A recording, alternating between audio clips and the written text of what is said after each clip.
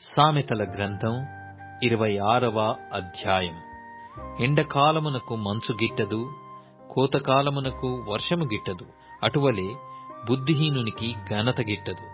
రెక్కలు కొట్టుకొనుచు తారాడుచున్న పిచ్చుకయు, దాటుచుండు వానెకోవెలియు దిగకుండునట్లు హేతువు లేని శాపము తగులకపోవును. గుర్రమునకు చుబుకు, గాడిదకు కళ్ళెము, మూర్ఖుల వీపునకు బెత్తము. వాని మూడత చొప్పున మూర్ఖునికి ప్రత్యుత్తరమియ్యకుము. ఇచ్చిన ఎడల నీవును వాని పోలియుందువు. వాని మూడత చొప్పున మూర్ఖునికి ప్రత్యుత్తరమిమ్ము. అలాగు చేయని ఎడల వాడు తన దృష్టికి తాను జ్ఞానిననుకొనును.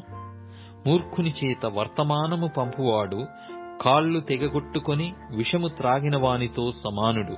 కుంటివాని కాళ్ళు పట్టులేకయున్నట్లు మూర్ఖుల నోట సామెత పాటి లేకుండును.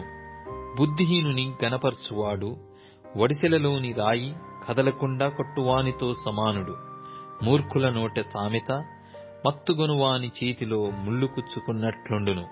అధికముగా నొందినవాడు సమస్తము చేయవచ్చును. మూర్ఖుని వలన కలుగు లాభము నిలువదు. కూలికి వానిని పిలిచినవాడును చెడిపోవును. తన మూఢతను మరల కనపరుచు మూర్ఖుడు కక్కిన దానికి తిరుగు కుక్కతో సమానుడు. తన దృష్టికి జ్ఞానిననుకొను వానిని చూచితివా? వానిని గుణపరచుట కంటే మూర్ఖుని గుణపరచుట సులువు. సోమరి దారిలో సింహమున్నదనును, వీధిలో సింహమున్నదనును. ఉతక మీద తలుపు తిరుగును, తన పడక మీద సోమరి తిరుగును. సోమరి పాత్రలో తన చెయ్యి ముంచును, నోటి యొద్దకు దాని తిరిగి ఎత్తుట కష్టమనుకొనును. హేతువులు చూపగల 7 కంటే సోమరి తన దృష్టికి తానే జ్ఞానిననుకొనును. తనకు పట్టని జగడమును బట్టి రేగువాడు దాటిపోవుచున్న కుక్క చెవులు పట్టుకొను వానితో సమానుడు. తెగులు, అమ్ములు, కొరువులు విసరు వెర్రివాడు తన పొరుగువాని మోసపుచ్చి నేను నవ్వులాటకు చేసి తినని పలుకువానితో సమానుడు. కట్టెలు లేని ఎడల అగ్ని ఆరిపోవును, కొండెగాడు లేని ఎడల జగడము చల్లారును. వేడి బూడిదకు బొగ్గులు, అగ్నికి కట్టెలు, కలహములు పుట్టించుటకు కలహప్రియుడు. కొండెగాని మాటలు రుచిగల పదార్థముల వంటివి, అవి లోకడుపులోనికి దిగిపోవును. చెడు హృదయమును ప్రేమగల మాటలాడు పెదవులను కలిగియుండుట మంటి పెంకుమీది వెండిపూతతో సమానము.